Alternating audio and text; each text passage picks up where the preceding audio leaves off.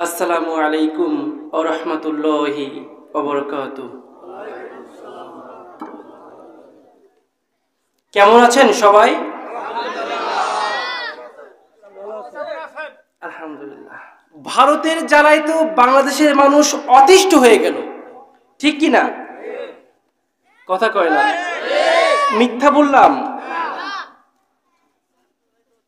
ভারত নিজের দেশের মানুষদেরকে, নিজের দেশের মানুষের রক্তে নিজের হাত রঙিন করে ওদের নজর এখন বাংলাদেশের দিকে, ঠিক কিনা মুসলমান? ওরা চায় বাংলাদেশের মুসলমানকে বাংলাদেশের মাটিতেই দাফন করে দিবে।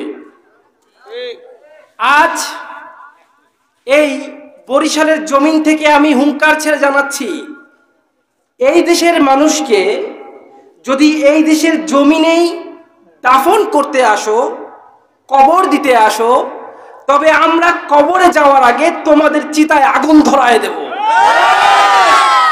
এই জমিন হয় মুসলমানের, না হয় কারো না, ঠিক কিনা? এই জমিন 16 কোটি মুসলমানের জমিন, 360 আউলিয়ার জমিন, শাহজালালের জমিন, শাহপরানের জমিন, কাজী নজরুল ইসলামের জমিন, রবীন্দ্রনাথের নয়। সুতরাং যেই স্বপ্ন তারা দেখছে বাংলার মানুষের রক্তে নিজের হাত রঙিন করে দিবে, তাদের সেই স্বপ্নকে ধ্বংস করার সময় এখন এসেছে মুসলমান। এবার ভারতকে দাঁত ভাঙা জবাব দিতে হবে। 16 বছর ধরে নিজের খেয়ে নিজের পরে গোলামি করা হয়েছে কাদের? ভারতে, ঠিক কিনা মুসলমান? এই দেশের কল কারখানা সব বন্ধ। কি চিনির কল বলেন, পাটের কল বলেন, চামড়ার কল বলেন, সব বন্ধ। আর বন্ধ করে লক্ষ লক্ষ মানুষকে বেকার করা হয়েছে। একদিকে বেকারত্ব বাড়িয়ে দেওয়া হয়েছে, অপরদিকে লেখাপড়ার মান চিরতরে ধ্বংস করে ফেলেছে। একদিকে জিনিসপত্রের দাম বাড়িয়েছে, অপরদিকে রিজার্ভের মূল্য কমে এসেছে, ঠিক কিনা? কারণ কি? প্ল্যানিংটা কি ছিল? প্ল্যানিংটা হলো এই দেশের ছেলে মেয়ে যদি শিক্ষায় শিক্ষিত হয়ে যায়, তবে ভারতে গিয়ে, আমেরিকায় গিয়ে, কি বলে ওই যে মালয়েশিয়া, জাপান, চায়না, ওইখানে গিয়ে জুতো পালিশ করবে কারা? ঠিক কিনা মুসলমান? একটু চিন্তা করুন, আমার ভারতে মূল ধর্ম হচ্ছে হিন্দু, ওটা হচ্ছে হিন্দুস্তান। কি বাবা? পাকিস্তানে হচ্ছে মুসলমান, তাই পাকিস্তান। কাশ্মীরে মুসলমান, গুজরাটে কিছু মুসলমান আছে। আচ্ছা, পাশে দেখেন চেচনিয়া, বসনিয়া, সব মুসলমান, ঠিক কিনা? প্রতিটা মুসলমান রাষ্ট্রে ছোটবেলায় বাচ্চাদেরকে শেখানো হয় তার ধর্মীয় শিক্ষা। আচ্ছা, এই দেশে মাদ্রাসা শিক্ষার পাশাপাশি জেনারেল শিক্ষাটাই বেশি চলে, ঠিক কিনা? এই দেশে মাদ্রাসা শিক্ষাটা সাইড হয়ে গিয়েছে, স্কুল কলেজের শিক্ষাটাই মানুষ বেশি গ্রহণ করে, তাই না? আচ্ছা, ছোটবেলায় কি শেখানো হয় বাচ্চাদেরকে? অতে অজগর আসছে তেরে, আতে আমটি আমি খাবো পেরে। একটা মুসলমানের বাচ্চাকে ছোটবেলা থেকেই ধর্ম অন্ধ করে দেওয়া হচ্ছে, ধর্মের বিষয় যেন কিছু না জানে, ঠিক কিনা মুসলমান? অন্য কোনো ধর্মে এমন নাই, অন্য কোনো রাষ্ট্রে এমন নাই, শুধুমাত্র বাংলাদেশেই আছে। চিন্তা করলাম এগুলো আসলে কেন? গলায় প্রেশার পড়তেছে, একটু সাউন্ডটা ক্লিয়ার করেন তো, একটু ইকো দিন, একটু রিভার্ব বানান, বেস বাড়াই দিন। চিকুন কণ্ঠ তো, শিল্পী মানুষ। এইসব করে ওরা বাংলাদেশের মানে বাচ্চা কাচ্চাকে ছোটবেলা থেকেই ধর্ম থেকে দূরে রাখতে চেয়েছিল। এরপর যখন স্কুলে ভর্তি হলো, কলেজে ভর্তি হলো, তখন আপনারা সবাই জানেন কিভাবে আলু ভর্তা করা হয় তাই শেখানো হয় স্কুলে, তাই না? মুরগি কেমনে ডাকে, প্যাক প্যাক করে হাঁস কেমনে ডাকে তাই শেখানো হয় স্কুলে। একটা স্কুল কলেজের শিক্ষা এতভাবে মানে এমন ভাবে ধ্বংস হতে পারে যেটা এই দেশে না তাকালে আমরা বিশ্বাস করতে পারতাম না। অত্যন্ত আফসোস, ব্যথা ভরা হৃদয় নিয়ে কথাগুলো বলছি। নিজের ভালো তো পাগলেও বোঝে, ঠিক কিনা? হায়রে বাংলাদেশ, নিজের ভালো আপনারা নিজেরাই বুঝলেন না। 16 বছর এই দেশের জনগণের উপর এক শক্তি মাতাল দত্ত বসেছিল, শক্তিকে আঁকড়ে ধরে রাখার জন্য। যখনই যে তার পথের কাটা হয়েছে, হয় গুম করেছে, না হয় হত্যা করে ফেলেছে। একটাই স্লোগান ছিল, ধর্ম অপরাধী। কি ছিল? আপনার জন্ম যদি পরশুদিন হয়, আপনি যদি আজ তাদের বিরুদ্ধে কোনো কথা বলেন, আপনিও হয়ে যাবেন যুদ্ধ অপরাধী। যুদ্ধ অপরাধী। যুদ্ধ অপরাধী হতে মিনিমাম 53 বছর বয়স হওয়া লাগে, তাও তো না, 63 বছর বয়স হওয়া লাগে। কারণ 53 বছর আগে দেশ স্বাধীন হয়েছে, তখন যদি আপনার জন্ম হয়, আপনি তো যুদ্ধ করতে পারবেন না। 63 বছর বয়স হইলে তখন 13 বছর বয়স হইতো আপনার, যাইতে পারতেন যুদ্ধে, ঠিক কিনা? এই মিথ্যা অপরাধে একের পর এক আলেমকে হত্যা করা হয়েছে, ঠিক কিনা মুসলমান? অবশেষে বিশ্ববিখ্যাত একজন আলেম, বাংলাদেশের উজ্জ্বল নক্ষত্র, তাকে জেলখানায় 12 বছর তিলে তিলে হত্যা করা হয়েছে। তার শেষ ইচ্ছা ছিল খুলনার কোন একটা মাদ্রাসায় তাকে দাফন করতে হবে, তাও তারা দেয় নাই, জানাজাও পড়তে দেয় নাই। আপনি কি জানেন, এই বিগত সরকারের 16 আনা পাপের ঘর পূর্ণ হয়ে গেছিল তাকে হত্যা করার মাধ্যমে। জমিন কেঁপে উঠেছিল। সেই আল্লামা সাঈদীর কণ্ঠে আর জীবনে ওয়াজ শুনতে পারবো না।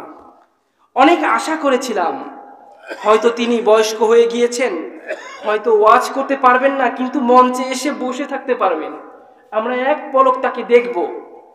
সেই আশাও আমাদের পূর্ণ হলো না। কোরআনের পাখি আজ দিয়ে গেল ফাঁকি, ফিরে আর আসবে না যতবার ডাকি। সুমধুর কণ্ঠে গাইবে না গান, করবে না কোনো দিন মানবিমান। কোরআনের পাখি আজ দিয়ে গেল ফাঁকি, ফিরে আর আসবে না যতবার ডাকি। ঠিক কিনা মুসলমান? এই একে একে আলেমদেরকে হত্যা করা হয়েছে, নাউজুবিল্লাহ হবে।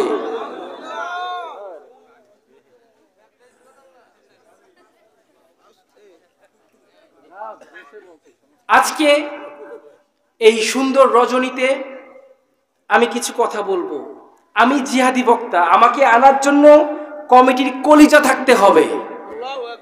যতগুলো কলকাতার বক্তা আছি সবগুলো পাওয়ারফুল জিহাদি বক্তা। কাউকে তেল মাখায় ওয়াজ আমরা করি না, টাকার কাছেও বিক্রি হই না। আপনি আমাকে টাকা দিয়ে কিনতে পারেন নাই, কিভাবে আপনি আমার মুখে লাগাম দিবেন? 30,000 60,000 টাকা দিয়ে কিনে আনতেন, আপনি যা বলতেন আমি তাই বলতাম। আপনি তো টাকা দিয়ে কিনতে পারেন নাই, আমাকে ডাকছেন, চলে আইছি, ঠিক কিনা? যেদিন টাকার কাছে বিক্রি হব ওই দিন তেল মাখাবো। এর আগে দুনিয়ার কাউকে ভয় পাইনি, আগামী তো পাবো না। কাউকে তেল মাখায় চলার জন্য আমি আব্দুল্লাহ মুসলমান হই নাই। কারো কাছে মাথা নত করার জন্য মুজাহিদ আমি মুসলমান হই নাই, হয়েছি দিন কায়েমের জন্য। আমাকে আমার পরিবার ধরে নিয়ে গিয়েছিল, সেখানেও দীর্ঘ 6-7 বছর আমাকে হিন্দুর সঙ্গে থাকতে হয়েছে। এক মর্মান্তিক লাইফ স্টোরি বলবো ইনশাল্লাহ।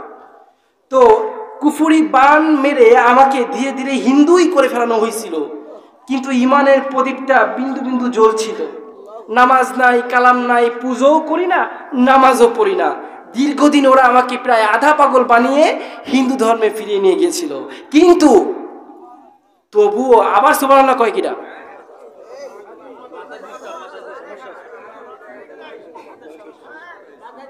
কোথায় কখন কি বলতে হয় এরা জানেন না, তা চুপ থাকেন না বাবা।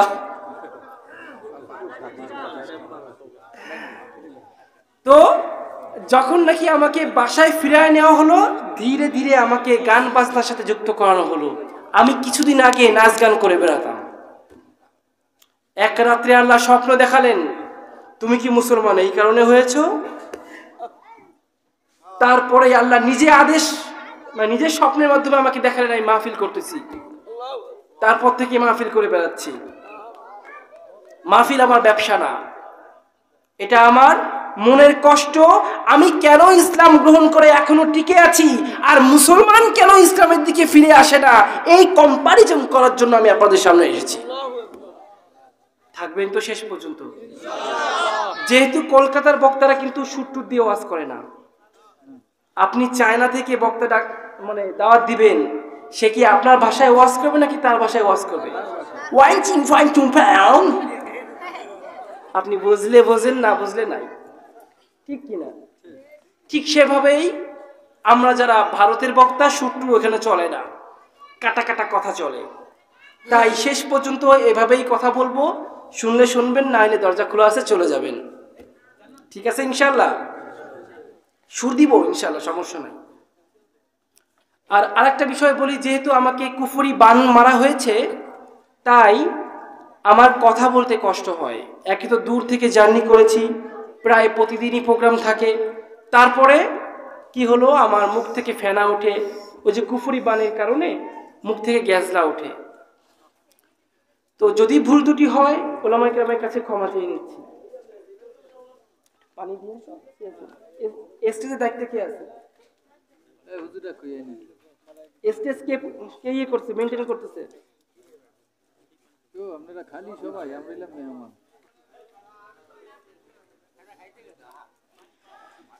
ইন্নাল হামদালিল্লাহ, ঠান্ডা চলবে না, উষ্ণ গরম পানি লাগবে। আলহামদুলিল্লাহি নাহমাদুহু ওয়া নাস্তাঈনুহু ওয়া নাস্তাগফিরুহু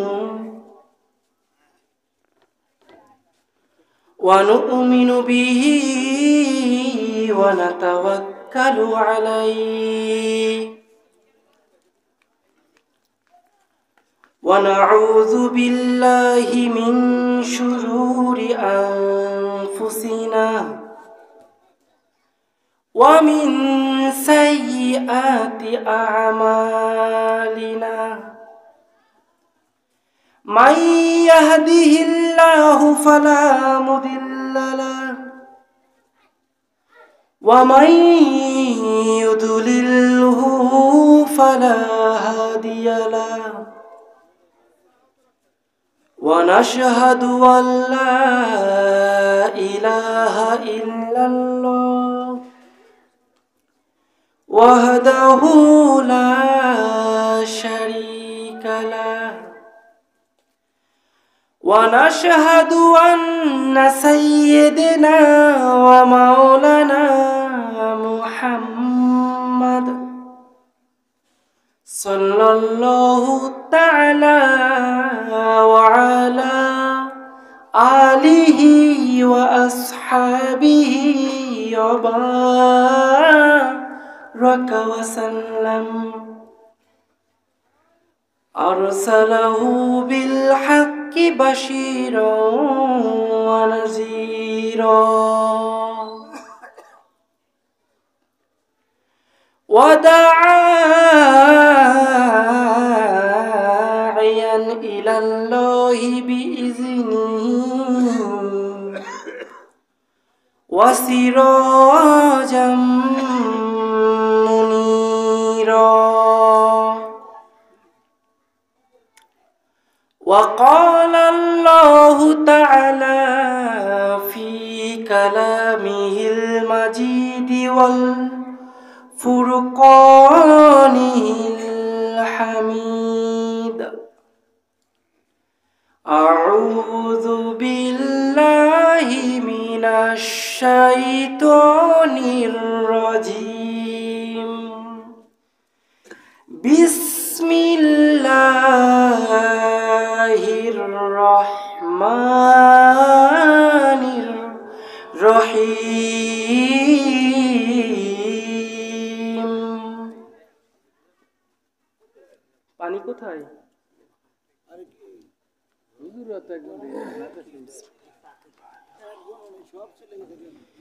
ইয়া আইয়ুহাল্লাযীনা আমানু হাল আদুল্লুকুম আলা তিজারা হাল আদুল্লুকুম আলা তিজারাতিন তুনজিকুম মিন আযাবিন আলীম।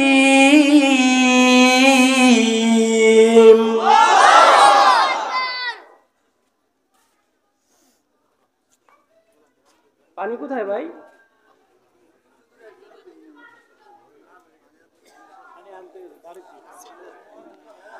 তুমিনুনা বিল্লাহি ওয়া রাসূলিহি ওয়া তুজাহিদুনা ফি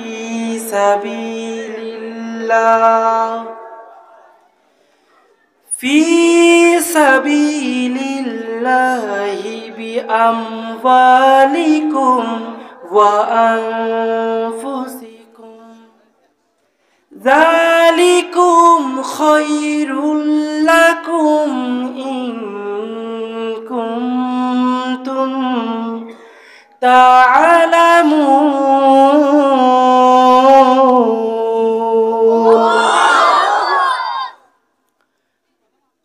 সাদাকাল্লাহুল আযীম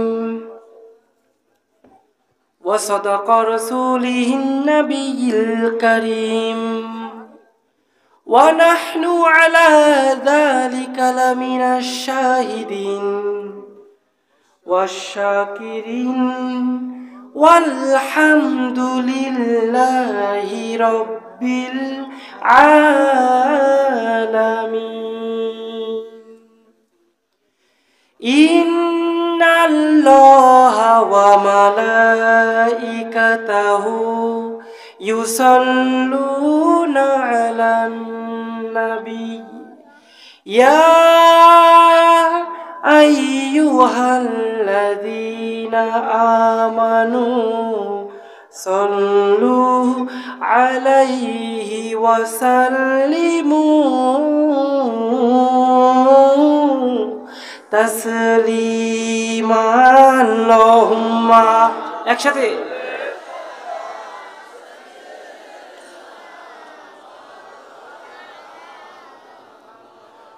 ওয়ালা আলি সাইয়্যিদিনা মাওলানা মুহাম্মদ। হেরার গুহায় তোমারি ধ্যান, আসমান থেকে নামে আল কোরআন। হেরার গুহায় তোমারি ধ্যান, আসমান থেকে নামে আল কোরআন। ভাঙলো সবার ভুল তোমারি পরে, আসলো সবাই ছায়া তলে। হে রাসূল তোমাকে ভুলি আমি কেমন করে, হে রাসূল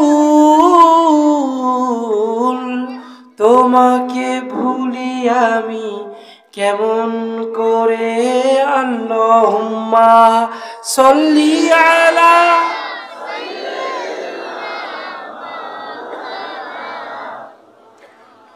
ওয়ালা আলি সাইয়্যিদিনা মাওলানা মুহাম্মদ। লা ইলাহা ইল্লাল্লাহ, জোরে লা ইলাহা ইল্লাল্লাহ। সামনে আগায় আসবেন, সামনে আগায় আসবেন। ওই ফাঁকা জায়গায় শয়তান বসে আছে, শয়তানের কোনো স্থান আমার মাহফিলে চলবে না।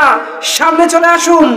লা ইলাহা ইল্লাল্লাহ, লা ইলাহা ইল্লাল্লাহ, লা ইলাহা ইল্লাল্লাহ, মুহাম্মাদুর রাসূলুল্লাহ, লা ইলাহা ইল্লাল্লাহ, মুহাম্মাদুর রাসূলুল্লাহ সাল্লাল্লাহু। একটা হ্যান্ডবিল লাগবে, পোস্টার লাগবে। কোথায়?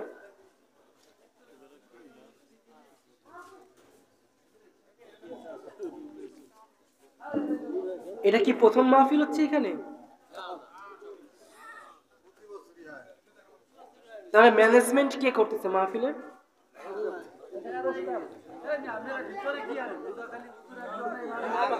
আমার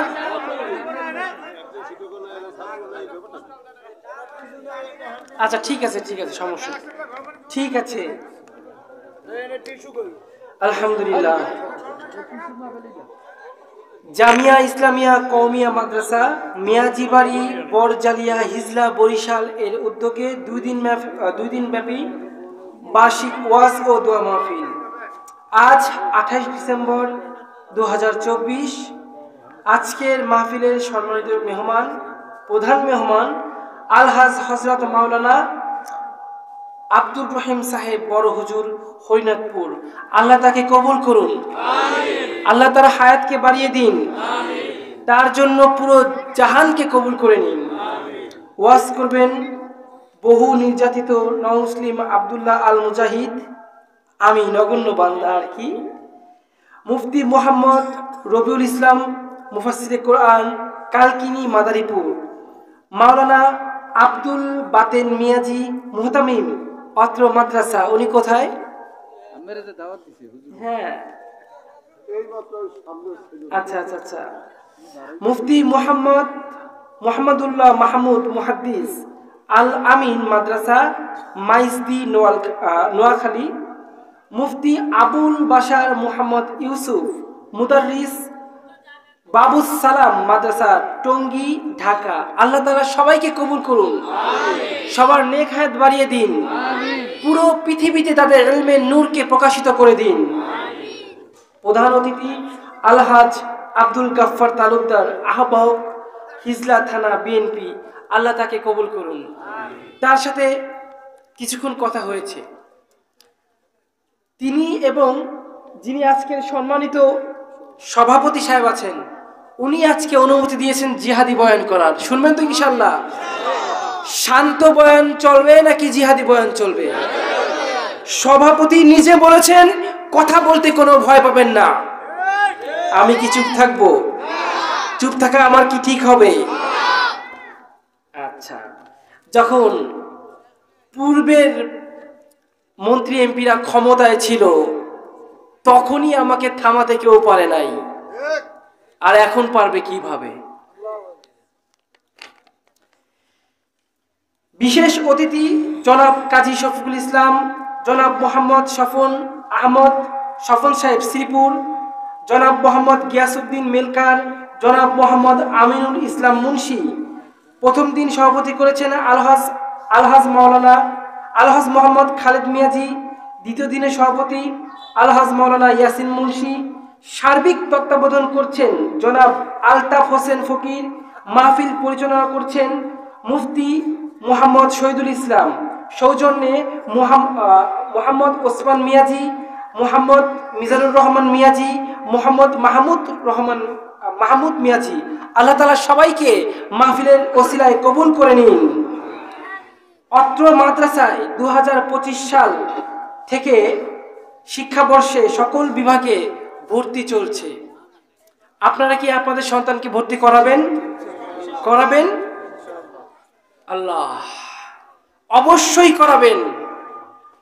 বিশেষ করে এখন তো বাধ্যতামূলক করাতে হবে। স্কুল কলেজে পড়ে মন্ত্রী এমপি হওয়ার পরে যদি এমন মন্ত্রী এমপি হয়, তবে ওই মন্ত্রী এমপি হওয়ার থেকে মাদ্রাসায় পড়ে ছোট্ট একটা মসজিদের মুয়াজ্জিন হওয়াও ভালো, ওই রকম মন্ত্রী এমপি চাই না, ঠিক কিনা? বাবা মার কবর দিতে যারা আসে না, লক্ষ লক্ষ মানুষের কবর দেওয়াই যাদের টার্গেট, ওই রকম মন্ত্রী এমপি আমাদের সন্তান হোক আমরা চাই না। তার চেয়ে মাদ্রাসায় পড়ে ছোট্ট একটা মসজিদের খাদেম হোক, একটা মুয়াজ্জিন হোক। বাবা বুড়ো বয়সে সে ডাল ভাত খালে আপনার মুখেও ডাল ভাত তুলে দেবে, ঠিক কিনা? আর যদি বড় চাকরি পাওয়ার জন্য স্কুল কলেজে পড়িয়ে জজ ব্যারিস্টার বানান, সবাই এমন হয় না, কিন্তু অধিকাংশই এমন হয় বিয়ে করে বউ নিয়ে আলাদা হয়ে যায়, বাপ মার দিকে ফিরে। নিজ হাতে ভাত খেতে পারতো না গো খোকা, বলতাম আমি না থাকলে রে কি করবি বোকা। দুহাত দিয়ে কাঁদতো খোকা আমার দিকে চেয়ে, খোকা বোধহয় আর কাঁদে না, নেই বুঝি তার মনে। ছোট্টবেলায় স্বপ্ন দেখে উঠতো খোকা কেঁপে, দুহাত দিয়ে বুকের মাঝে রাখতাম তাকে চেপে।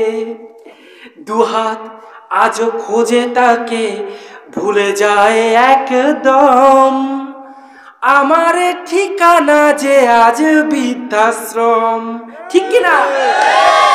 ছেলে আমার মস্ত মানুষ, মস্ত অফিসার, মস্ত ফ্ল্যাটে যায় না দেখা এপার ওপার। নানা রকম জিনিস আর আসবাব দামি দামি, সবচেয়ে কম দামি ছিলাম একমাত্র আমি। ছেলে আবার আমার প্রতি অগাধ সম্ভ্রম, আমার ঠিকানা যে আজ বৃদ্ধাশ্রম, ঠিক কিনা? বড় লোকের সন্তানেরা বিয়ে করার পরে বাপ মাকে রাখে বৃদ্ধাশ্রমে, আর গরিবের সন্তানেরা বউ নিয়ে পালায় চলে যায়, আর ছোট্ট কুড়ে ঘরে বাপ মাকে রেখে দেয়, ঠিক কিনা? ওই ছোট্ট কুড়ে ঘরটাই বাবা মার জন্য বৃদ্ধাশ্রম, ঠিক কিনা? কেন বাবা তোমার সন্তান এমন কেন হলো? কি কারণে হলো? কই একটা আলেমের সন্তান তো আজ পর্যন্ত বাপ মাকে ছাইরে চলে যায় নাই, গেছে নাকি? দেখাতে পারবেন? দুই একটা কুকুর বিলাই সব জায়গাতেই থাকে, থাকে না? কিন্তু অধিকাংশ কি এমন হয়? আমাদের ভারতে অধিকাংশ বাপ মা এখন বৃদ্ধাশ্রমে, আপনাদের দেশে কি হয় জানি না, হয় কেন বাবা? এমনটা হয় কেন জানেন সেটা?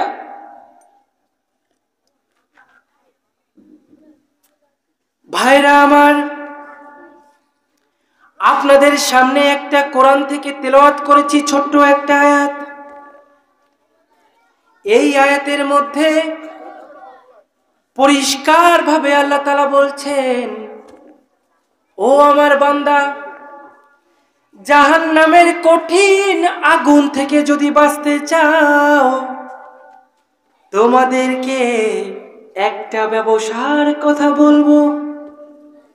যদি এই ব্যবসাটা করো, জাহান্নামের আগুন থেকে মুক্তি লাভ হবে।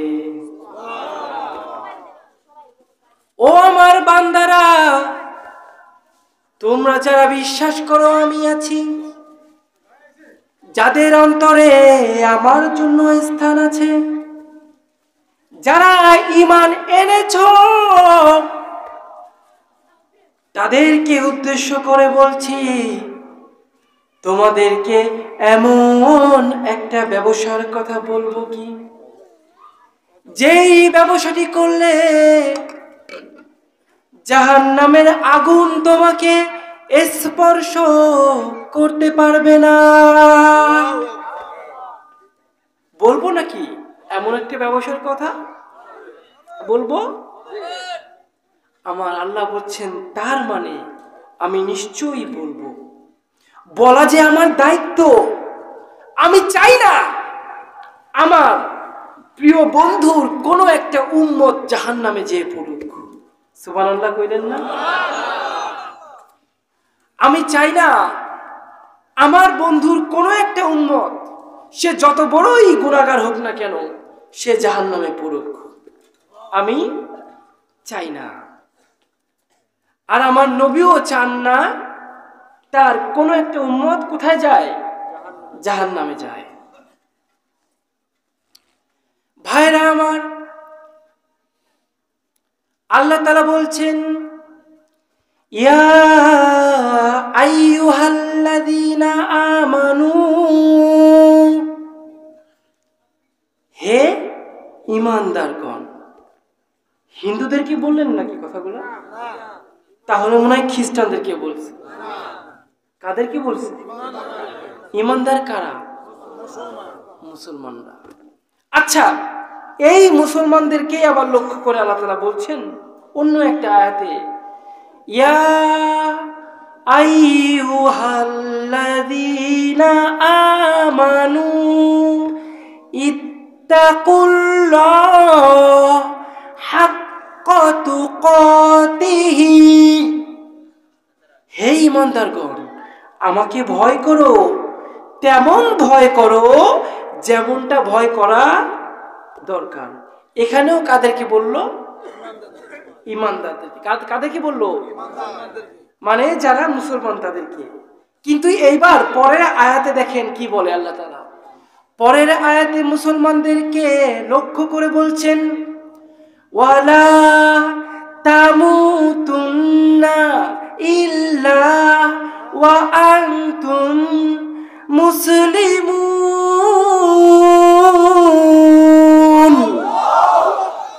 আর মুসলমান না হয়ে কবরে আইসো না।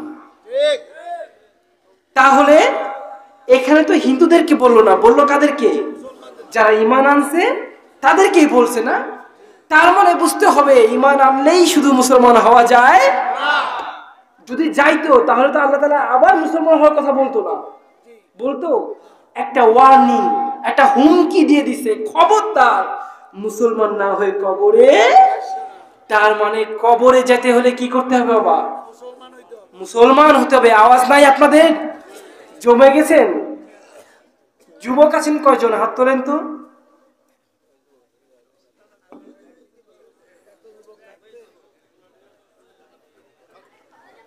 হাত নামান। দাড়ি পাকা মুরব্বী আছেন কয়জন? জোশ দেখছেন? নাম ধরতেই তাকবীর দিয়ে দিছে। হায় রে, যুবক মুরব্বীদের ধারে কাছেও নেই তোমরা। দুইটা তাকবীর হবে, একজন মুরব্বী আর একজন যুবক যাদের দাড়ি পাকে না। রাজি? আমার কি দাড়ি মাড়ি পাকছে নাকি? আয়না দেখি তো। না রে, আমি তো যুবক। হ্যাঁ, যুবকের দলে আমি, তাই না? প্রথমে মুরব্বীরা একটা তাকবীর দেবে না, আগে যুবকরা দিক। একটু ভয় পাক মুরব্বীরা নাকি? হ্যাঁ, বলতে হুজুর দেখি মুরব্বীদের পক্ষে। ও, উনিও তো মুরব্বীদের দলে। আল্লাহ কবুল করুন, বলেন আমিন। দাড়ি পাকা ব্যক্তিদের দোয়া কিন্তু কবুল হয়, মাথায় রাখবেন। দাড়ি পাকা ব্যক্তির দোয়া কি হয়? এক প্রচন্ড গুনাহগার ব্যক্তি, ও শুনছে দাড়ি পাকা ব্যক্তির কি দোয়া কবুল হয়। এমন এরপর থেকে ও জানে আমি কত গুনাহ করছি, সে জানে না তার দোয়া কবুল হবে না। ও করতো কি, সবসময় দাড়িতে আটা ময়দা মাখায় রাখতো। দাড়ি পাকা ব্যক্তির দোয়া কি হয়? আর তারপর দোয়া করতো, আল্লাহ আমাকে এই দাও তাই দাও। আল্লাহ দিত না কিছু, ও তো গুনাহগার, শাস্তে দাড়ি পাকা। একটা হাদিসের উপর এমন পাগলামি করার কারণে ওই লোক যখন মারা যায়, কবরে যাওয়ার সাথে সাথে আযাব বন্ধ হয়ে গিয়েছিল। তাহলে হাদিসের কত কত মূল্যায়ন। আবার একটা হাদিস, আমি তাকবীরে আসতেছি। আবার একটা হাদিস দেখেন, আব্দুল্লাহ ইবনে উমাইর, ইনি একজন তৎকালীন সময় সাহাবী। হাদিসের প্রতি পাগল কেমন দেখেন। একজনকে কিন্তু আল্লাহ কবুল করলো, কারে? গুনাহগার দাড়ি পাকা ব্যক্তিরে কবুল করছে না, কবরে আযাব বন্ধ। এইবার দেখেন একজন সাহাবীর কপালে কি হয়। তো উনি আব্দুল্লাহ ইবনে উমাইর, উনি একবার বিশাল মজমায় বসে আছে, নবীজি সাল্লাল্লাহু আলাইহি ওয়াসাল্লাম, জোরে বলেন সাল্লাল্লাহু আলাইহি ওয়াসাল্লাম। আল্লাহ তাআলা আমাদের সবাইকে মদিনায় যাওয়ার তৌফিক দান করুন, আমিন। জোরে বলেন না আমিন, আমিন। তার রওজার সামনে গিয়ে দাঁড়িয়ে সালাম দেওয়ার তৌফিক দান করুন, আমিন। আমাদের কলিজার সাথে সাক্ষাৎ করার তৌফিক দান করুন, আমিন। মদিনা নাম কত মধু,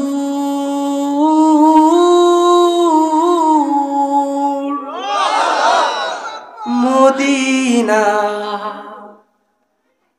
আর যে কত দূর, মদিনা নাম কত মধু,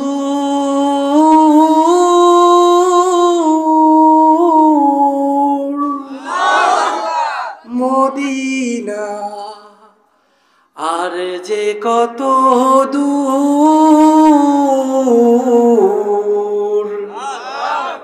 সেই মদিনার পথের ধুলাবালি, সেই মদিনার পথের ধুলাবালি গায়ে মাখতে পারলাম না, মদিনা যাইতে পারলাম না, মদিনা দেখিতে পারলাম না।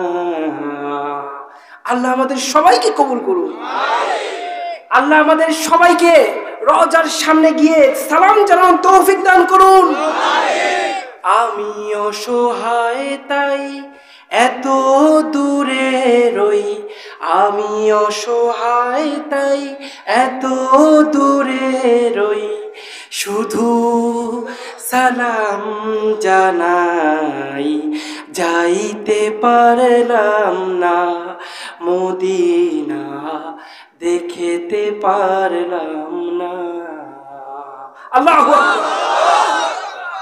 কতখানি আফসোস করে এই গজলটি যিনি লিখেছেন তার নাম হাফিজুর রহমান সিদ্দিকী। সুবহানাল্লাহ কইবেন না? আল্লাহ তাকে কিভাবে কবুল করেছেন জানেন? আর আল্লাহ যখন আমাকে স্বপ্নে দেখালেন আমি ওয়াজ করতেছি, সেই স্বপ্নে আমি প্রধান অতিথি দেখেছিলাম হাফিজুর রহমান সিদ্দিকীকে, আমি ছিলাম প্রধান বক্তা। সুবহানাল্লাহ কইলেন না? আর বাস্তবেও ঠাকুরগাঁওয়ে সেই প্রথম মাহফিল করেছিলাম বাংলাদেশে। সুবহানাল্লাহ কইবেন না? সেই মাহফিলের প্রধান অতিথি উনিই ছিলেন। আল্লাহ চাইলে কি না পারেন? সব পারেন না? উনি কি কি না পারেন, কি কি পারেন তার প্রমাণ আমি আজকে আপনাদের সামনে তুলে ধরবো। থাকবেন তো? বলছিলাম খারাপ লাগছে? কলকাতার ভাষা কিন্তু এমন কাট কথা, খারাপ লাগছে না তো? বাংলাদেশি হইলে একটু বেশি সুর দিতাম, কিন্তু কলকাতার যে কলকাতার সুরটা চলে না। ভালো লাগছে তো? আলহামদুলিল্লাহ। কে কে চলে যাবেন হাত তুলে দেখান।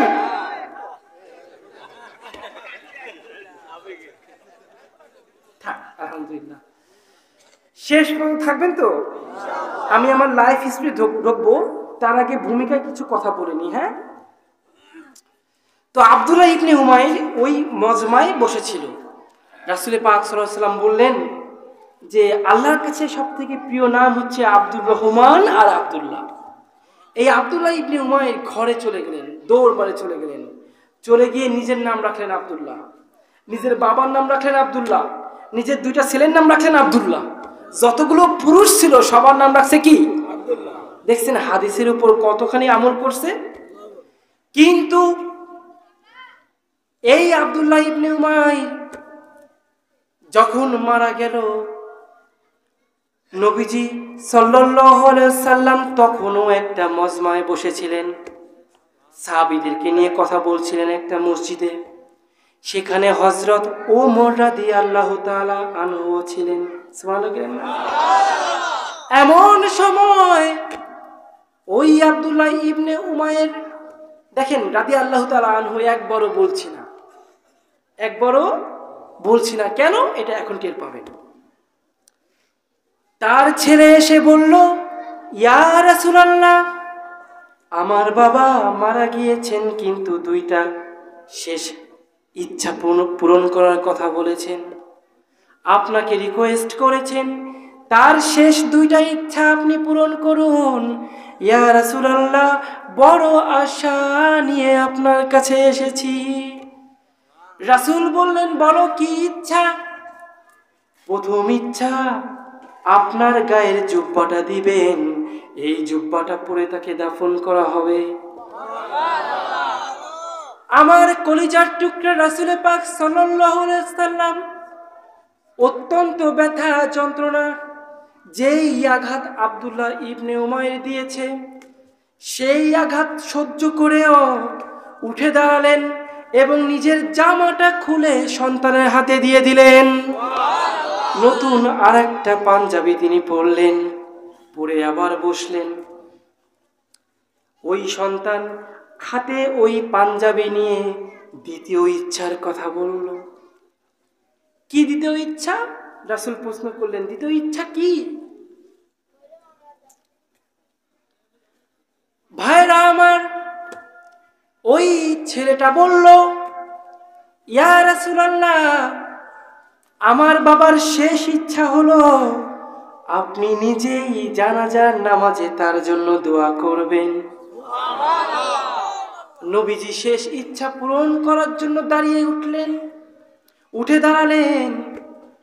হযরত ওমর সাথে সাথে পাঞ্জাবি টান দিয়ে বললেন, হে রাসূল, আপনি যাবেন না। ওমর, রাসূল বলেছেন আমার পরে যদি কেউ নবী হতো সে কে হতো? ওমর হয়ে যেত। কিয়ামতের মাঠে বিশাল এক কাতারে সমস্ত নবী দাঁড়ানো থাকবে, কিন্তু মানুষের তার মানে নবী ব্যতীত একজন মাত্র ব্যক্তি থাকবেন, তিনি হচ্ছেন নবীদের কাতারে কে? হযরত ওমর। আইয়ুব আলাইহিস সালাম সমস্ত নবীকে দেখে, সমস্ত নবীর গায়ে সিলমোহর থাকে, উনি দেখবেন সবাই নবী কিন্তু একজনের গায়ে সিলমোহর নাই, তিনি কে? ওমর। তবু দাঁড়াইছে কোথায়? নবীদের কাতারে। এইবার উনি পিছন থেকে যায় ওমরের গায়ে হাত দেওয়ার চেষ্টা করবে, বারবার হাত দিয়ে খালি প্রশ্ন করবে, তুমি এইখানে কেন? তুমি তো নবী না, তুমি এইখানে কেন? এই প্রশ্ন করার জন্য ওমরের গায়ে হাত দিতে যাবে, আবার পিছনে সরে আসবে, ধাক্কা দিয়ে তারে কেউ একজন পিছনে ফেলে দেবে, আবার গায়ে হাত দেবে, আবার তিনি পিছনের দিকে সরে আসবেন। এক পর্যায়ে জিব্রাইল বলবে তার কাছে এসে, হে নবী, উনি নবী না কিন্তু নবীদের বরাবর সম্মানের প্রাপ্য। এই ওমরের কারণে পর্দার হুকুম দ্রুত নাজিল হয়ে গিয়েছে। সুবহানাল্লাহ কইলেন না? এই ওমর এমন পাওয়ারফুল, তার মানে কি নবী থেকে তার বেশি মূল্য না, কিন্তু নবীজির পরেই তার ইসলাম। সুবহানাল্লাহ কইলেন না? হযরত ওমর পাঞ্জাবিটাকে টেনে ধরলেন, বললেন, হে নবী, আপনি যাবেন না।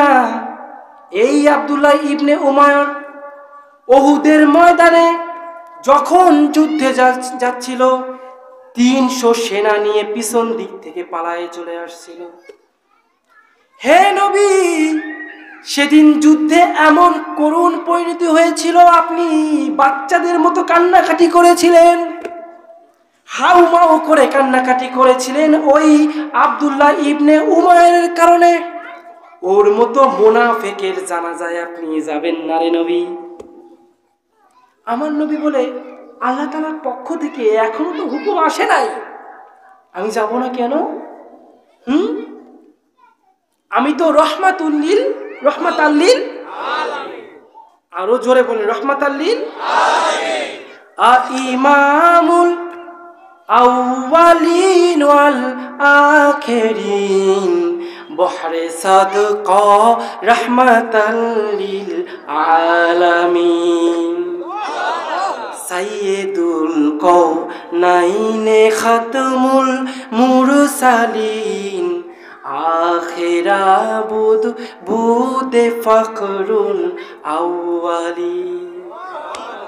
আমি তো রহমাতাল্লিল আলামিন, আমি না যেয়ে পারবো না, আমাকে এখনো উপর থেকে নিষেধ করা হয় নাই। নবীজি উঠে দাঁড়ালেন, সাহাবীরা উঠে দাঁড়ালেন, একসাথে গেলেন সেই জানাজার সামনে। কোথায় গেলেন? জানাজার সামনে গিয়ে দাঁড়ালেন। ওমর কিন্তু যায়নি, ওমর এখানে গুম মেরে বসে আছে। ওমর বসে আছে। ভাইরা আমার, ওই জানাজার সামনে গিয়ে নবীজি যখন দোয়া করবেন, ঠিক তখনই জিবরাইল চলে আসলো আয়াত নিয়ে। আয়াত নাজিল কিন্তু হয়ে গেছে। আয়াতের মধ্যে আল্লাহ তাআলা হুকুম দিচ্ছেন, হে নবী, মুনাফিকের জন্য যদি আপনি 70 বার দোয়া করেন তবুও দোয়া কবুল হবে না। এইবার নবীজি তো রহমাতাল লিল আলামিন, আল্লাহ তার কি হন? কি হন বলেন? দোস্ত হন। ইউসুফ নবী তার কি হন? ইয়াকুব নবী আল্লাহর বন্ধু, ইব্রাহিম নবী, ইসাক নবী, ইয়াকুব নবী। ইউসুফ নবী আল্লাহর বন্ধু, ইয়াকুব নবী আল্লাহর বন্ধু, কি বলে, ইসহাক নবী আল্লাহর বন্ধু, ইব্রাহিম নবী আল্লাহর বন্ধু, ঈসা নবী আল্লাহর বন্ধু, ইসমাইল নবী আল্লাহর বন্ধু। সব নবীরা আল্লাহর বন্ধু, আল্লাহর সাথে বন্ধুত্ব করতে চায়, ঠিক কিনা? কিন্তু আমার নবী এমন একজন নবী, আল্লাহ নিজেই আমার নবীর সাথে বন্ধুত্ব করতে চায়। এই জন্য আমার নবীর নাম হচ্ছে হাবিবুল্লাহ। সুবহানাল্লাহ কইলেন না? সমস্ত নবী আল্লাহর প্রেমে পড়েছেন, আল্লাহর সাথে বন্ধুত্ব করতে চান, আর আল্লাহ নিজে আমার নবীর সাথে বন্ধুত্ব করতে চান।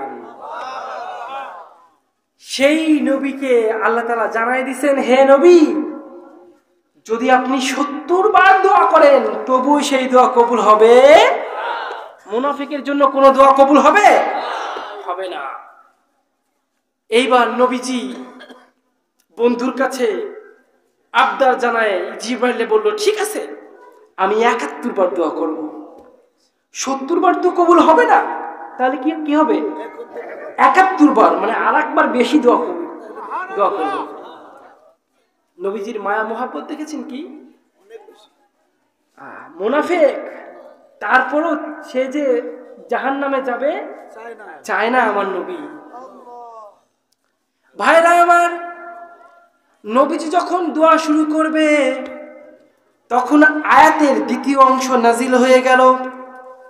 দ্বিতীয় অংশে আল্লাহ তাআলা বলছেন, হে নবী, আপনি যদি সারা জীবন দোয়া করেন তবুও ওই মুনাফিকদের জন্য কখনোই কোনো দোয়া কবুল হবে না। মুনাফিককে আল্লাহ এত ঘৃণা করে। আপনি একটা দেশের প্রধানমন্ত্রী, একটা মুসলমান দেশের প্রধানমন্ত্রী আপনি, অথচ আপনার চলন বলন ছিল কাফেরদের মতো। আপনার শাসন ব্যবস্থা ছিল কুফরি শাসন ব্যবস্থা। কাফেরদের দালালি করেছেন, কাফেরদের হাতে জিম্মি করেছেন 16 কোটি মুসলমানকে, আবার কাফেরদের কাছেই ফিরে গিয়েছেন। আপনি টাটকা মুনাফিক। আপনার জন্য তওবা চিরতরের জন্য, আপনার জন্য নবী নিজে এসে দোয়া করলো, সেই দোয়া কবুল হবে? এই ঘোষণা কার? ঘোষণা কার? এই দেশে সব থেকে বেশি অত্যাচারিত হয়েছে আলেম এবং ওলামা কিরাম। এই দেশে পরিমণি, এই দেশে পাপিয়ার মতো নষ্ট মহিলারাও জেলে গিয়েছে। তাদের হাতে হাত করা নাই, মাজায় দড়ি নাই, কিন্তু নবীর ওয়ারিস অপরাধ আপনাদের দুর্নীতির বিরুদ্ধে কথা বলেছে। শুধু এতটুকুই অপরাধ, যুদ্ধ অপরাধী ঘোষণা করে, মিথ্যা অপরাধে দোষী করে তাদের হাতে হাত করা, মাজায় দড়ি পরিয়ে জেলখানায় টেনে হেঁচড়ে নিয়ে গিয়েছেন। আলেমদের গায়ে ধাক্কা দিতে জেলখানায় ভরেছেন তাদেরকে, ঠিক কিনা? একের পর এক ফাঁসিতে ঝুলিয়েছেন। এত বড় স্পর্ধা আপনাদের কে দিয়েছিল? এর বিচার এদেশের মাটিতে হবে। এর বিচার আওয়ামী লীগ যারা করতো না তাদের স্থান হয়েছে মাটির নিচে। তাদেরকে মেরে ফেলেছে, না হয় গুম করেছে, তাদের মা বোনদেরকে ধর্ষণ করেছে, যা ইচ্ছা তাই করেছে, ঠিক কিনা? তাদের হাতে নির্যাতিত বিএনপি, তাদের হাতে নির্যাতিত জামাত, তাদের হাতে নির্যাতিত চরমোনাই, এমন কোন দল নাই যারা নির্যাতিত হয় নাই। সুতরাং যেই দলই ক্ষমতায় আসুক ওদের কপালে দুর্ভোগ আছে। 16 বছরের কষ্টের বদলা যে দলই ক্ষমতায় আসুক তারা নিবে, ঠিক কিনা? অত্যন্ত কষ্ট নিয়ে এই কথাগুলো বলছি। গত বছর এই হক কথা বলি, তার কারণে আমার একের পর এক তাফসীর বন্ধ হয়ে গিয়েছে। 74টা মাহফিল বন্ধ হয়েছে আমার। কয়টা? সব জায়গাতেই প্রধান। তোমরা একটা কনসার্ট বন্ধ করো নাই, নাচ গানে আসর বন্ধ করো নাই, যাত্রাপালা বন্ধ করো নাই, যত চুলকানি সব তাফসীরের এসে তোমরা করেছো, বন্ধ করেছো। 144 জারি করেছো তাফসীর কোন মাহফিলে, ঠিক কিনা? কোরআনের বিরুদ্ধে যারা 144 দ্বারা জারি করতে পারে ওরা কি মুনাফিক নাকি মুসলমান? জোরে বলেন, আরো জোরে। জোর হলো না, আরো জোরে। তাদের জন্য যদি হেদায়েতের দোয়া করতে করতে গলা থেকে রক্ত বের হয়ে যায়, কবুল হবে? তাই আল্লাহর জিম্মায় ছেড়ে দিলাম, আল্লাহ তুমি যা ইচ্ছা তাই করো। তো আমরা দোয়া করে কি করবো না? নিজেদের মুখ নষ্ট করবো না। নবী দোয়া করতে আসছে, সেই দোয়াই তাই কবুল হয়নি, আমরা আলেমরা কেন? হ্যাঁ, অত্যন্ত কষ্ট নিয়ে বলতে হয় এই দেশের গ্র্যান্ড মসজিদ কোনটা? বাইতুল মুকাররম, ঠিক কিনা? কি এমন হলো উনিও পালাইছে, ইনিও পালাইছে। কি করছেন? ওইখানে বসে করছেন কি? তার মানে কাফেরদের দালালি করছেন আপনি। হ্যাঁ, কাফেরদের কি করেছেন? কিন্তু আপনার কপালে তো জুতো পিটা লেখা ছিল। কি ছিল বাবা? যার কপালে যা তাই লেখা থাকে না? আমার কপালে লেখা ছিল সম্মান। তাই আমি 18 বছর নির্যাতিত হয়ে হিন্দু হতে হতে গিয়েও হিন্দু হই নাই, অবশেষে আল্লাহ আমাকে সম্মান দিয়ে দিয়েছেন, ঠিক কিনা? আর তোমার মতো বড় মুফতি বাইতুল মুকাররমের খতিব, আপনি চিন্তা করতে পারেন? একটা দেশের সবচেয়ে বড় মসজিদ, সেই মসজিদের জাতীয় মসজিদের খতিব আপনি ছিলেন সরকারের দালাল, ভারতের দালাল, ভারতের দালাল। আপনার কপালে আল্লাহ তাআলা কি লিখে রেখেছিল? জুতা পিটা। তাই তো পরের দিন আবার আসছেন জুতা পিটা খাওয়ার জন্য। কত বড় পুরা কপাল, কত বড় স্পর্ধা! মেম্বারে খতিব তিনি খুতবা দিচ্ছেন, তাকে টেনে হেঁচড়ে নামায় নিজে দাঁড়ায় গেছে। চাকরি কত বড় লোভ দেখছেন? চাকরি 16 বছর খাইছে, পেট ভরে নাই, আরো খাইতে চায়। কি মুসলমান? জনগণ মারছে জুতা। জনগণ কি মারছে? জুতার বাড়ি খাইয়ে পালাইছে। ও পালাইছে, ওর চেলাবেলাও পালাইছে। পরের দিন ফেসবুকে লেখে, জুতা একটাও আমার গায়ে লাগে নাই। দেখছেন কাণ্ড কারখানা? আপনি যদি ওই কোণা থেকে থুতু মারেন আমার দিকে, থুতু কি আমার গায়ে আসবে? কিন্তু লাগবে কার গায়ে? সম্মানটা কার গায়ে লাগবে? অথচ আমার ভারতের দিকে তাকান, আমার ভারতের গ্র্যান্ড মসজিদের যিনি ইমাম, ভারতে ঘোষণা করা হলো পবিত্র কোরআনকে ব্যান করা হবে। পরের বছর আমাকে দাওয়াত দিয়ে তখন নাউজুবিল্লাহ কইেন, এই বছর করা লাগবে না। একসাথে হবে। প্রতিবার এইরকম চাই, নাইলে নেমে যাব। কিন্তু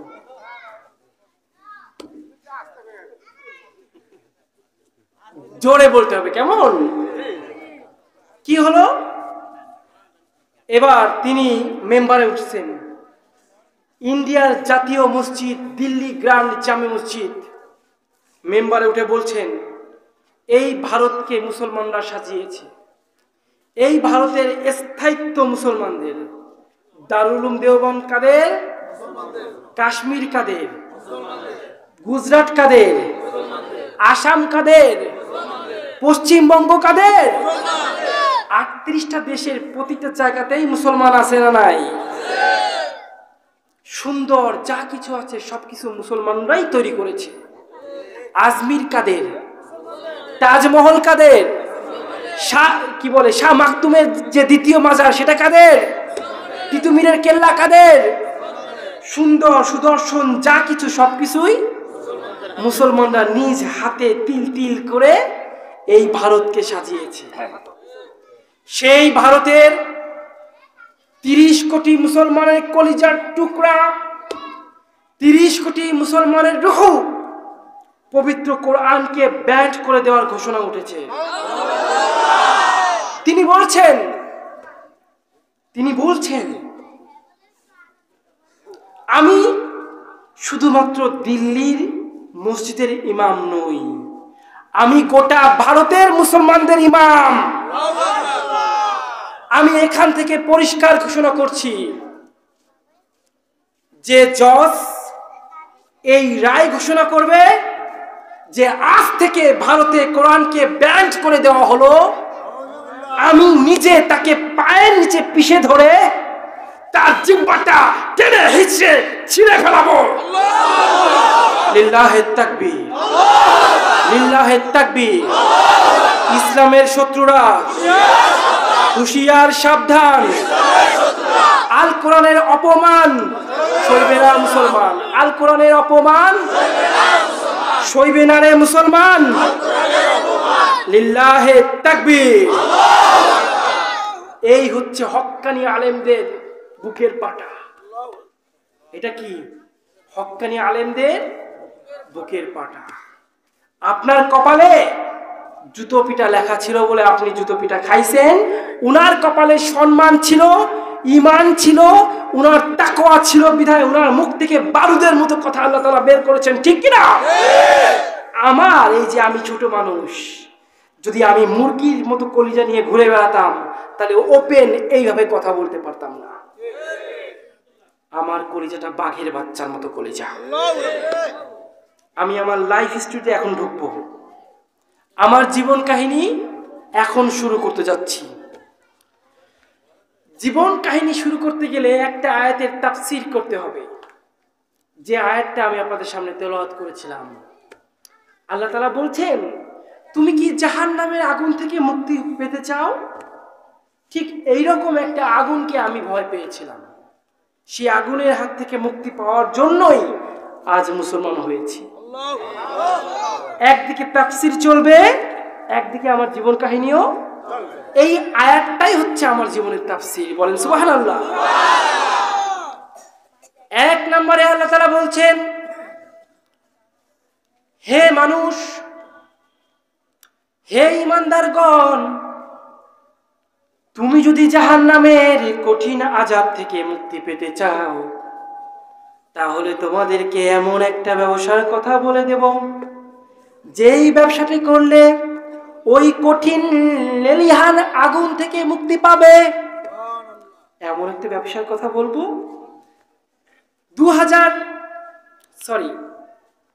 আমার বয়স যখন মাত্র 5 বছর,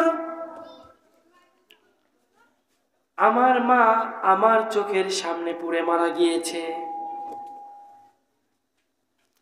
কলকাতার বারাসাতে আমার বাড়ি। আমার বাবার সাথে অভিমান করে মা গায়ে আগুন ধরিয়ে দিয়েছে।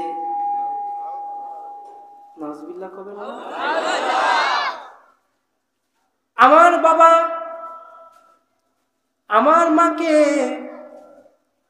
বাঁচানোর জন্য অনেক চেষ্টা করেছিল, কিন্তু আমার বাবা নিজেও অর্ধেক পুড়ে গেল।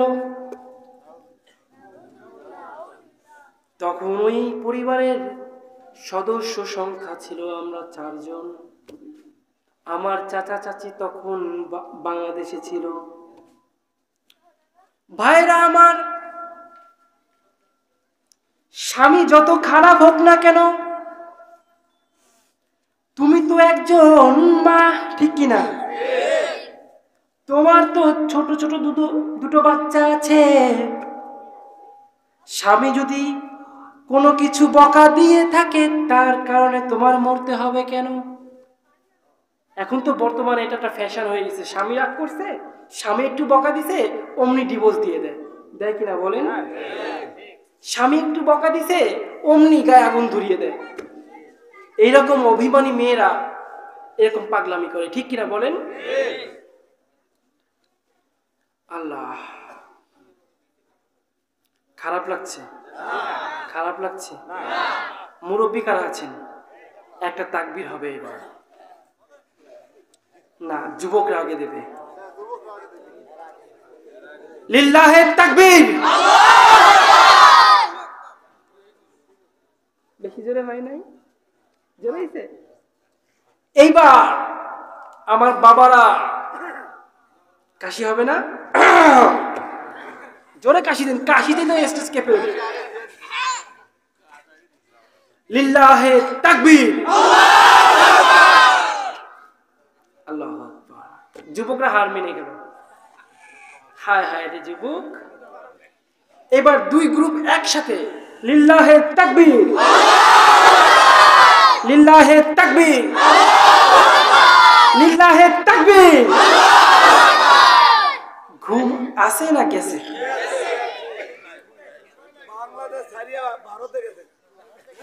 সবকিছু আবার ভারতেই পাঠান, ভারতেই সব পাঠান। তো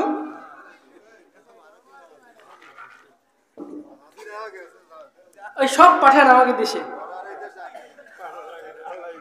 এই দেশে বেগুনের দাম বাড়লে কি বলা হয়েছিল? কুমড়ো দিয়ে বেগুনি বানায় খান, ঠিক কিনা? গরুর গোশের দাম বাড়ছে, কি বলছে? কাঁঠাল দিয়ে বার্গার বানায় খান। ডিমের দাম বাড়ছে, প্রধানমন্ত্রী কয় কি? ডিম সিদ্ধ করে ফ্রিজে রাখেন, পরে গরম করবেন আর খাবেন। কাঁচামরিচের দাম বাড়ছে, কি বলছে? কাঁচামরিচ শুকায় রাখেন, পরে তাই খাবেন। একটা দেশের প্রধানমন্ত্রী, উনি প্রধানমন্ত্রী নাকি রাঁধুনি? রাঁধুনি তো যেমন তেমন দেশের আছে না, উগান্ডার রাঁধুনি। উগান্ডা আছে না, উগান্ডা এমন এইসব হাবিজুবি খায়। আমরা বাঙালিরা এইগুলো খাই না। খাই নাকি? খাইছেন নাকি? কুমড়ো দিয়ে কখনো বেগুনি খাইছেন?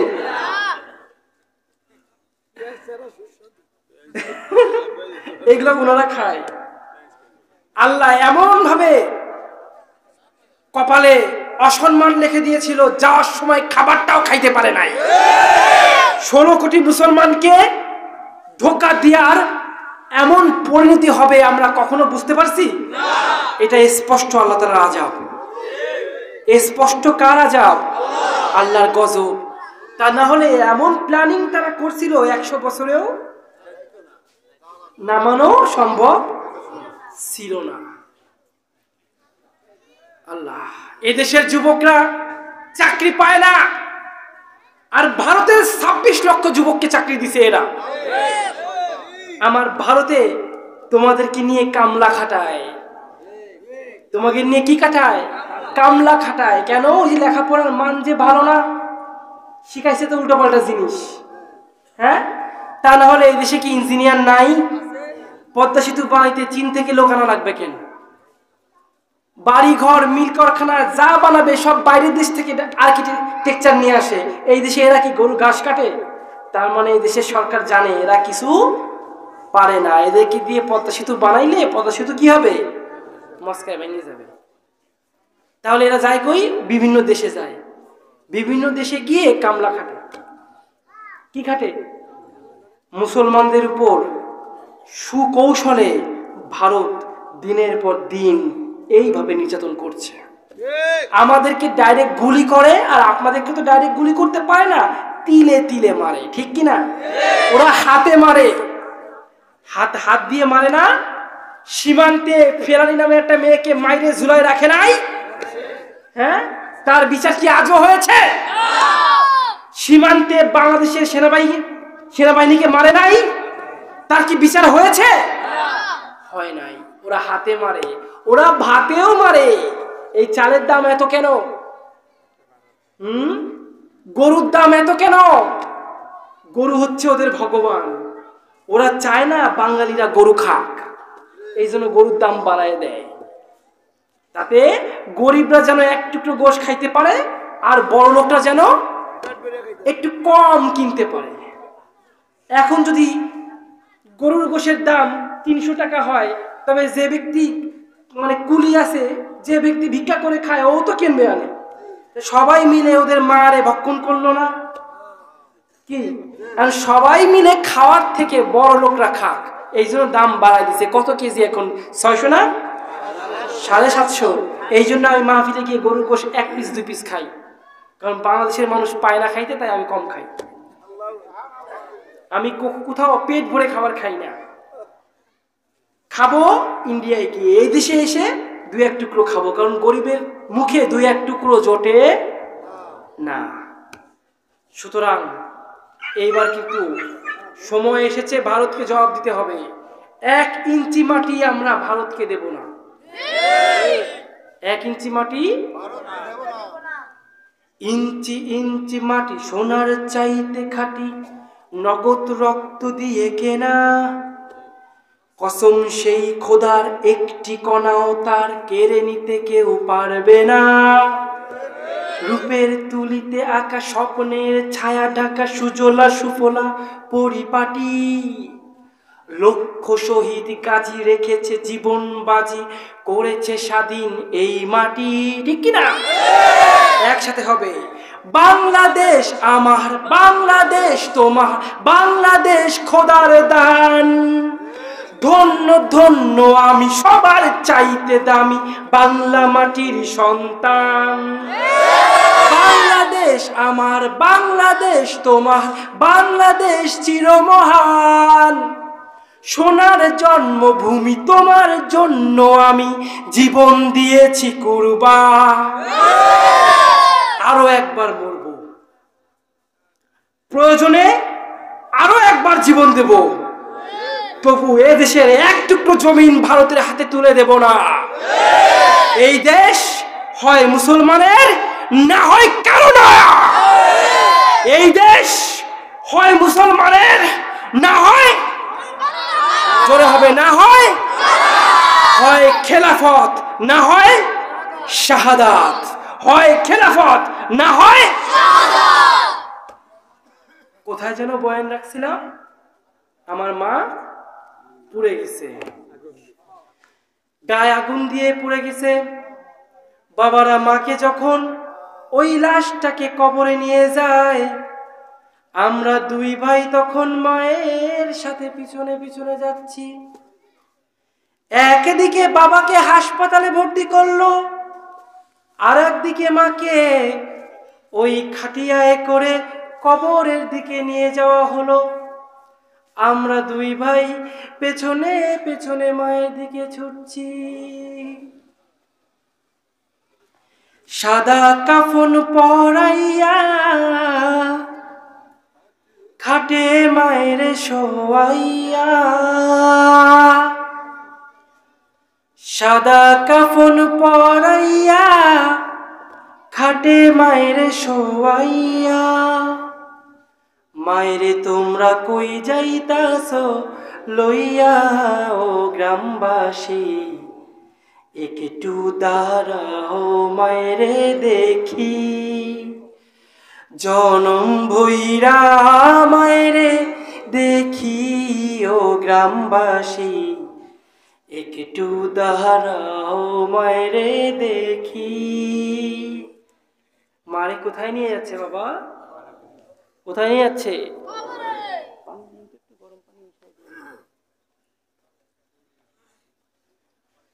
আল্লাহ, মা হারা 2 সন্তান। আমি যে কান্না শুরু করলাম, ঠিক সেদিন থেকেই আমার কান্না শুরু। আজও আমার সেই কান্না থামেনি।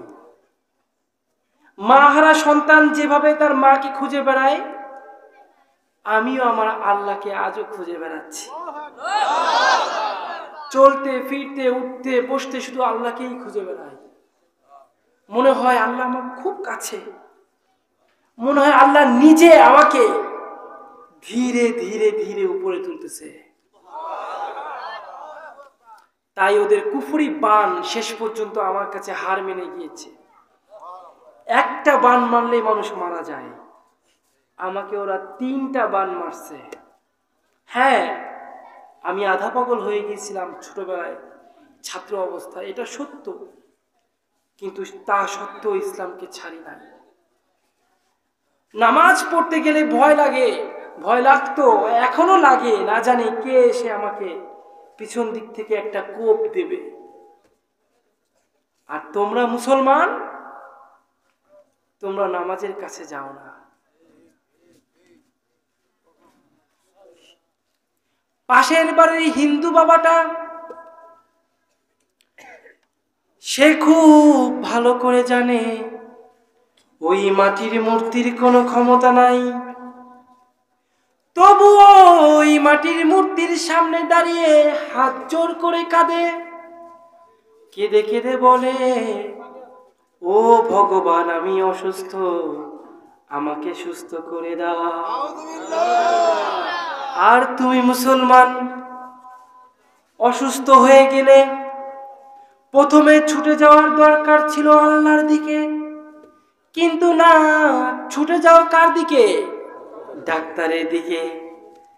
যেই ডাক্তারের ওষুধে সুস্থ হয়ে যাও, চিৎকার দিয়ে বলো, অমুক ডাক্তারের কাছে ঠিক সময় গেছিলাম বলে প্রাণে বাইসে আসি। ঠিক কিনা কয় না? কয় না? ও মুসলমান, ওই হিন্দু ভাইটা তোমার থেকে শতগুণে ভালো। সে বিপদে পড়লে ছুটে যায় ভগবানের কাছে, তারপরে ছুটে যায় ডাক্তারের কাছে। আর তুমি বিপদে পড়লে ছুটে যাও ডাক্তারের কাছে, তারপরে আল্লাহর নাম মুখে নাও। কি খারাপ লাগে? ও মুসলমান, এই জন্য আল্লাহ তাআলা বলছেন, তোমাদেরকে এমন একটা ব্যবসার কথা বলে দিচ্ছি, যেই ব্যবসাটি করলে জাহান্নামের আগুন থেকে মুক্তি লাভ করবে। 1 নম্বরে হলো তুমিনুনা বিল্লাহ, আল্লাহর কাছে অনুগত হও। আল্লাহর কি হতে হবে? তার মানে বাঁচায় কে? বাঁচায় কে? নাকি ভগবান? ওই হিন্দু ভাইটা তার জায়গায় ঠিক আছে, সে তো আর আল্লাহকে মানে না। আল্লাহকে মানলে আল্লাহর কাছে আসতো। সে মানে কাকে? কাকে মানে? ভগবানকে। তাই গেছে কার কাছে?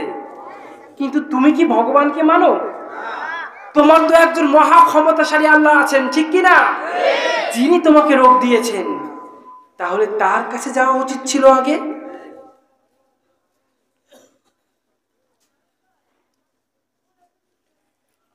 শুনতে খারাপ লাগে।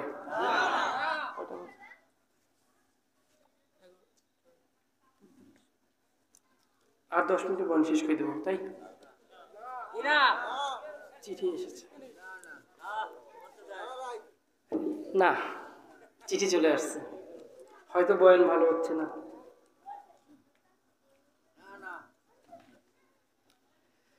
আল্লাহ, আর 10 মিনিটে বয়ান শেষ করে দেবো ইনশাআল্লাহ। বয়ান শেষ করেই দেবো, চিঠি যেহেতু চলে আসছে, আমার কিছু বলার নাই।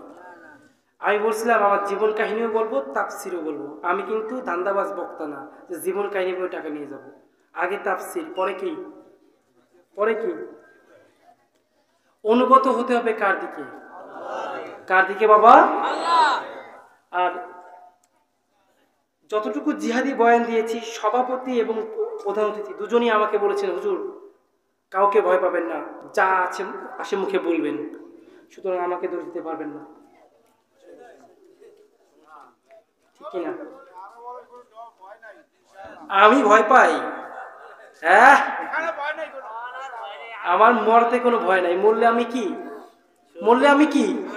সারা দেশে আজকে শহীদের মৃত্যু নিয়েই কথা বলে যাচ্ছি। মরলে শহীদ, বাঁচলে আমি যদি শহীদ হয়ে যাই আমার বউ বাচ্চাকে খাওয়াবে কিনা? এই কথা আল্লাহ নিজে বলছে, সব দায়িত্ব আমার, তুমি শুধু আমার রাস্তায় কি হও। কোরআনে মুসলমানদেরকে বলছে, এই যে এই তাফসীরেই শেষের দিকে আছে, ওয়াতুজাহিদুনা ফি সাবিলিল্লাহ, তিনটা ব্যবসার কথা বললাম না, তার মধ্যে 3 নম্বর ব্যবসা কি? তোমাদের জান মাল নিয়ে জিহাদে ঝাঁপিয়ে পড়ো। তো বলছিলাম তুমিনুনা বিল্লাহ, অনুগত হতে হবে কার? হিন্দু ভাইরা যেরকম তার ধর্মের ভগবানের কাছে অনুগত, আমরা মুসলমানরা কিন্তু তেমন। এটা অত্যন্ত আফসোসের, অত্যন্ত দুঃখের, অত্যন্ত কষ্টের। তাই এখন থেকে অঙ্গীকার নিতে হবে, অনুগত হব কার? খাওয়ায় কে? পড়ায় কে? মারে কে? বাঁচায় কে? অসুখ দেয় কে? জীবিত রাখে কে? সুস্থ করে কে? সবকিছুই আমার আল্লাহ। উনি যা ইচ্ছা তাই করেন, ফাআলুন লিমা ইউরিদ। উনি যদি বলেন কুন মানে হয়ে যায়, ফায়াকুন মানে ধ্বংস হয়ে যায়। ঠিক কিনা মুসলমান? খারাপ লাগে? খারাপ লাগে? ভাইরা আমার, বলছিলাম আমার বয়স যখন 10 বছর, এইবার আমার ঠাকুরমা মারা গেল, মানে দাদি। কে? ঠাকুরমাকে চিতার আগুনে পোড়ানো হলো। ওই চিতার আগুন দেখে আমি খুব ভয় পেয়ে গেলাম। সংক্ষিপ্ত করে দিচ্ছি। ভয় পেয়ে পরের দিন ঠাকুর মশাইয়ের কাছে গিয়ে বললাম, হে ঠাকুর মশাই, আমি তো নিজেও ব্রাহ্মণ আর আপনি ব্রাহ্মণ। ব্রাহ্মণ হলো হিন্দু ধর্মের সবার উপরে, ঠিক কিনা? ও ঠাকুর মশাই, আপনি একটু বলে দেন এই আগুনের হাত থেকে কি করে বাঁচব? ঠাকুর মশাই বলে, এই আগুনে পড়লে তোমাদের যত গুনাহ আছে, যত খারাপ কাজ করেছো, সমস্ত খারাপ কাজ ক্ষমা হয়ে যাবে। আগুন তো ওইটা আগুন না, ওইটা হচ্ছে আমাদের ভগবান অগ্নি দেবতা। শুনছেন নি কথা? ওইটা কি? অগ্নি দেবতা। ভাইরা আমার, এই কথায় আমার মন ভরে না। দিনের পর দিন কেটে যায়, আমার চোখের সামনে যতবার ঘুমিয়েছি বারবার আগুন দাও দাও করে জ্বলে উঠেছে। কোনোভাবেই চিতার আগুনের কথা আমি ভুলতে পারছি না। এইবার আমি চিন্তা করলাম একটু পড়াশুনো করা দরকার। ও মুসলমান, আপনাদের যারা সন্তান আছে মাত্র 3-4 বছর বয়সেই হাফেজ হয়ে যায়, ঠিক কিনা? কিন্তু পৃথিবীতে অন্য কোনো বই সারা জীবন পড়লেও সমস্ত বই মুখস্থ হবে না, শুধুমাত্র কোরআনই মুখস্থ হবে। চিন্তা করলাম আমার তো পড়াশোনা করা দরকার। এইবার আমি স্কুলের পাশাপাশি হিন্দুদের মন্দিরে ভর্তি হয়ে গেলাম। আমাদের যেরকম মাদ্রাসায় পড়ায়, হিন্দু ধর্মের মন্দিরে মন্দিরে গীতা পড়ায়, রামায়ণ পড়ায়, মহাভারত পড়ায়। আমি চলে গেলাম মন্দিরে, আর মন্দিরে গিয়ে পড়াশুনো শুরু করলাম।